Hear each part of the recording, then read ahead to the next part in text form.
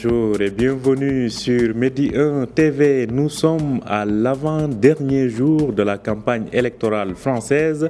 J-3 donc, les candidats se démultiplient en s'adressant en même temps lors de leur meeting à plusieurs villes. Côté sondage, l'écart semble se resserrer entre Macron et Marine Le Pen alors que Mélenchon est vu comme un potentiel trouble-fête. En plus de la guerre en Ukraine, l'extrême droite a essayé de relancer les thématiques identitaires. Nous parlons de tout cela avec notre invité. Il s'agit du journaliste indépendant français, Dominique Vidal. Bonjour à vous, Dominique Vidal. Bonjour, cher confrère. Alors, tout d'abord, après plusieurs semaines et plusieurs jours de campagne officielle, quelles sont les grandes tendances qui se dégagent à J-3 du premier tour ? Écoutez, s'il faut schématiser, disons qu'il y a 4 grandes tendances. La première, c'est une extrême droite plus haute que jamais depuis 1945.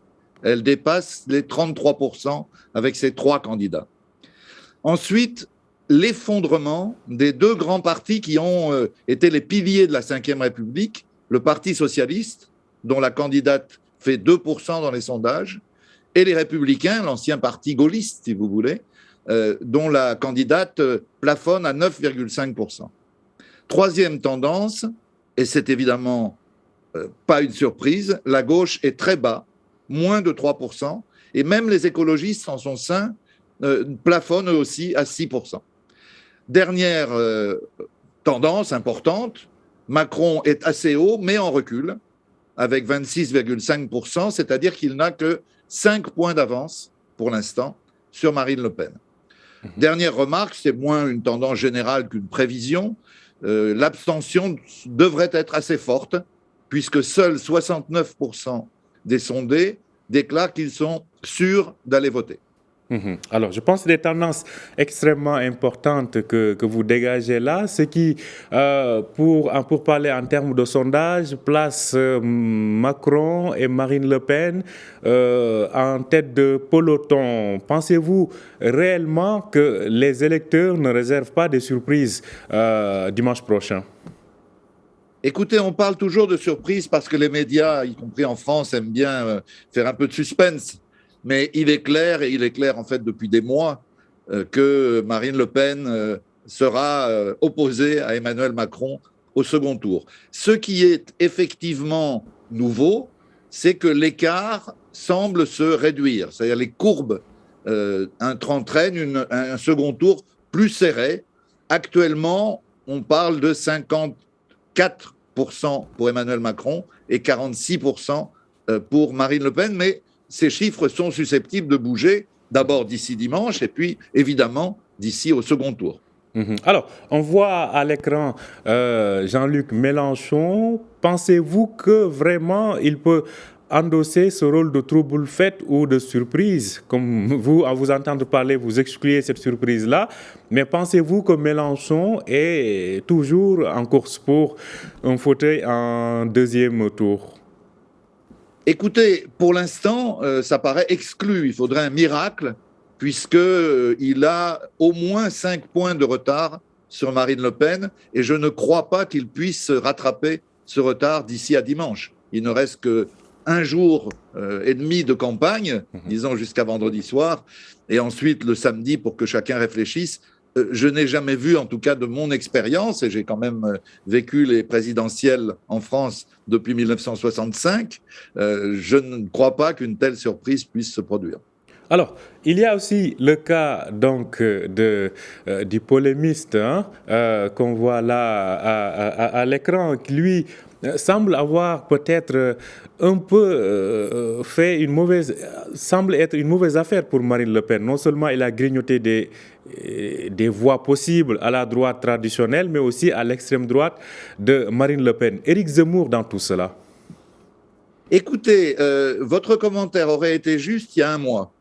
Mais aujourd'hui, il est clair qu'Éric Zemmour est en chute libre, puisqu'il est tout juste à 10%, peut-être moins selon certains sondages. C'est-à-dire que ces excès racistes, ces excès islamophobes, ces excès pro-russes aussi, lui ont coûté très cher. En fait, je dirais presque l'inverse, si vous me permettez. c'est une bonne affaire pour Marine Le Pen. Pourquoi ? Parce qu'elle est sûre de récolter l'essentiel des voix de Zemmour au second tour, tous les sondages d'intention de vote le montrent, mais en même temps, la présence de Zemmour lui a donné un caractère beaucoup plus modéré. Elle a réussi à aller jusqu'au bout de ce qu'on appelle la dédiabolisation du Front National, qui était quand même un parti très à droite, disons même fascisant dans ses débuts. Et Zemmour fait contraste avec Le Pen. Le Pen sort de cette confrontation à l'extrême droite avec une apparence, un profil beaucoup plus raisonnable, beaucoup plus modéré. Donc c'est une bonne affaire pour elle. Alors, il y a ces thématiques quand même qui se sont, qu'on croyait oubliées à cause de la guerre, pas oubliées, mais peut-être reléguées au second plan à cause de la guerre en Ukraine, mais que ce Zemmour et Marine Le Pen ont en tout cas forcé pour les ramener au cœur des débats. On parle de ces thématiques identitaires. On voit en tout cas les sorties d'Éric Zemmour concernant l'islam, concernant les Arabes, comme vous le disiez tout à l'heure. Alors, pensez-vous réellement que l'électorat français est toujours sensible à ces thématiques-là ? Écoutez, le fait est, moi je ne sais pas ce qu'il faut, est-ce qu'il faut plonger dans les têtes et l'arrière-tête, l'inconscient de chacun. En tout cas, ce qui est clair, c'est que la poussée de l'extrême droite au plan quantitatif, le fait qu'elle arrive à 33%, c'est aussi une poussée qualitative. Alors il y a eu un soutien médiatique sans précédent pour imposer les thèmes de l'extrême droite, et en particulier ceux d'Éric Zemmour, c'est-à-dire toujours les mêmes. Immigration, xénophobie, racisme. Ce qui est le plus frappant, pour donner un exemple précis pour que vos téléspectateurs le comprennent, c'est le thème du grand remplacement. Le grand remplacement, c'est le fantasme selon lequel les musulmans viendraient remplacer la population française dite de souche. Qu'est-ce que c'est qu'une souche ? On pourrait se le demander. En tout cas, le grand démographe Hervé Lebras a démontré dans un livre récent qui s'appelle « Il n'y a pas de grand remplacement » que cette thèse était complètement absurde. C'est-à-dire que même en 2050 ou en 2100, il n'y aura pas de grand remplacement ni en France ni ailleurs en Europe, sauf cataclysme imprévisible. Et donc, il est incroyable de constater, parce que c'est la vérité, que ce grand remplacement qui est un fantasme, il inquiète, selon les sondages, 61% des Français. Or, et je termine là-dessus, quand on demande aux Français, en dehors de cette propagande fascisante, quelles sont leurs préoccupations ? La première, c'est le pouvoir d'achat, 54%. La seconde, c'est la guerre d'Ukraine, 33%. La troisième, c'est l'environnement, 26%. La quatrième, c'est la santé, l'état du système de santé, 24%. Et l'immigration n'arrive qu'en cinquième, avec 22%, juste devant les retraites, les inégalités, la délinquance, très bas, 18%, la dette. Vous voyez, on a réussi à imposer les thèmes de l'extrême droite, même à une population qui ne les considérait pas comme prioritaires. Et donc, il y a là quelque chose de très préoccupant. Ça n'est pas étranger aux dérives du système médiatique. Vous savez qu'un homme qui s'appelle Bolloré, qui d'ailleurs joue un rôle par ailleurs important en Afrique, en tout cas qu'il l'a joué, est en train de mettre la main sur une grande partie du paysage médiatique français, et il est visiblement très proche, plus que très proche, d'Éric Zemmour. Si ce n'en est pas un des parrains. Alors, vous évoquez là, en tout cas, des choses qui nous permettent un peu de voir quelles sont aujourd'hui les marges de manœuvre d'un futur président français. Les promesses sont toujours belles, les stratégies et autres programmes sont toujours là, attachants et fascinants. Mais aujourd'hui, quand on arrive à la réalité du pouvoir, je me rappelle de ces propos de François Hollande qui disait que l'Élysée isole une fois qu'on est président en France. Alors aujourd'hui, quelles sont vraiment les capacités et les marges de manœuvre d'un président français en action ? Il faut le dire clairement, vous avez tout à fait raison, chers confrères. Aujourd'hui, le pouvoir réel du président et du Parlement est beaucoup moins important, et ça n'est pas qu'en France, c'est beaucoup de pays occidentaux sont dans ce cas, que le pouvoir des grandes sociétés, et notamment des grandes sociétés multinationales. On voit se succéder, se développer, se multiplier toute une série de scandales qui montrent que le profit de ces sociétés, qui ont d'ailleurs augmenté d'une manière phénoménale avec l'épidémie la pandémie de Covid, ces profits sont la préoccupation numéro un pour une grande partie de la classe politique française, bien loin devant les besoins sociaux, économiques, mais aussi culturels de la population. Et c'est là, je crois, le vrai problème, c'est-à-dire que c'est le fond, la toile de fond, si vous voulez, de cette élection, une grande colère sociale. Il y a une grande inquiétude, pour ne pas dire une grande angoisse, à la fois sur le réchauffement climatique, mais aussi sur cette guerre d'Ukraine qui en dit long sur la dégradation du climat international. Bref, cette toile de fond pose des problèmes que la classe politique n'est pas capable d'affronter et auxquels elle n'est pas capable de donner des solutions. Ce qui explique, je crois, la poussée exceptionnelle, je le répète, de l'extrême droite. Une extrême droite à 33% en France, j'additionne Marine Le Pen, Éric Zemmour et Nicolas Dupont-Aignan, ça ne s'est jamais vu depuis 1945. C'est le signe d'un grand trouble dans les consciences de nos concitoyens. Alors, une question aussi relative toujours à ce qu'on vient de dire. La France, auparavant, avait habitué le monde à de grands présidents. On pense à De Gaulle, on pense aussi à Mitterrand, on pense à Jacques Chirac, entre autres, en tout cas sur la scène internationale. Pensez-vous que les profils que nous avons aujourd'hui sont vraiment sur cette ligne-là? Pour être honnête, non. Je ne veux pas porter de jugement de valeur sur des candidats qui seront présentés au suffrage des Français dimanche, mais quand même, on a dans tout le monde occidental un certain affaissement du niveau des dirigeants politiques. Je ne veux pas le dire brutalement, mais quand même, un Donald Trump, ça n'était pas un Barack Obama et encore moins un Franklin Roosevelt. Sans le moindre irrespect vis-à-vis d'Emmanuel Macron, Macron n'est pas De Gaulle.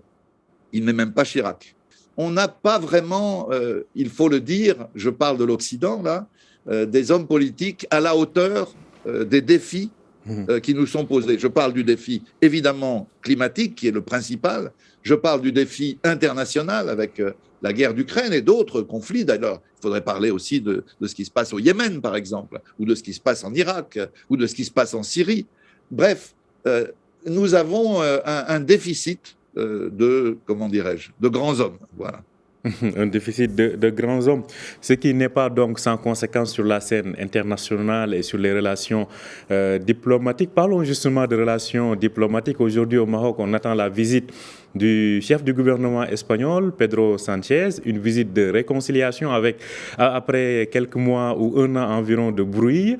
Entre le Maroc et la France, on a vécu pas mal aussi de péripéties, notamment la crise liée à ces restrictions de visa, entre autres. Vous, quel regard portez-vous sur les relations futures entre le Maroc et la France après ces élections-là? Écoutez, je crois qu'il y a beaucoup à faire pour un président français, quel qu'il soit, et si c'est Emmanuel Macron qui est réélu, pour Emmanuel Macron, parce que je trouve la situation dans le Maghreb, en général, plutôt inquiétante. Il y a cette tension qui va, qui vient, elle n'est pas toujours aussi forte, mais elle l'est quand même fondamentalement entre le Maroc et l'Algérie. L'Algérie, visiblement, a des sympathies pour la Russie. Le Maroc a signé un accord de défense avec Israël. Il y a la question du Sahara qui reste posée. On a vu, vous faisiez allusion, l'évolution de la position espagnole.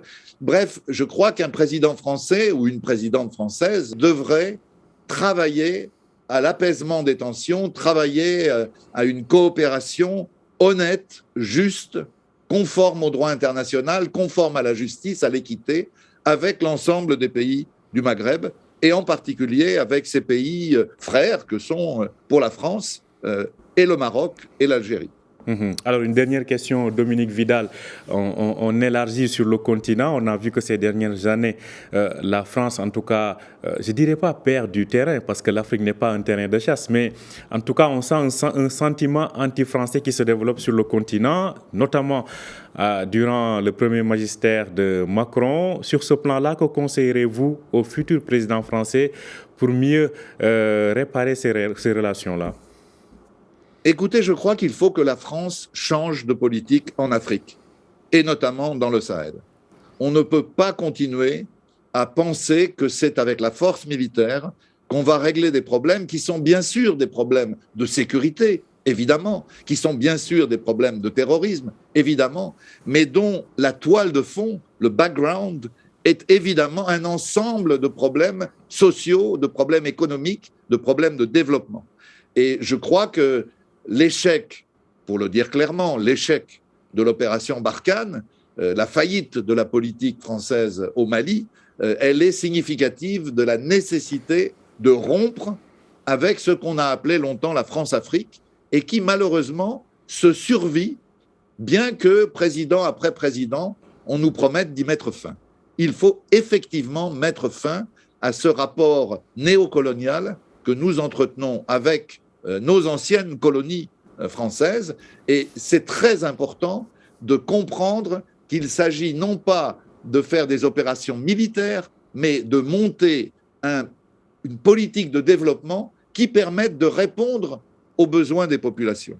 Quand les groupes djihadistes bénéficient d'un certain soutien dans la population, ça n'est pas par le plaisir de soutenir des actions terroristes, c'est parce que ces populations sont mises en cause dans leur existence. Elles ont besoin de réponses à leurs véritables problèmes. C'est à ces problèmes que la France devrait s'attaquer.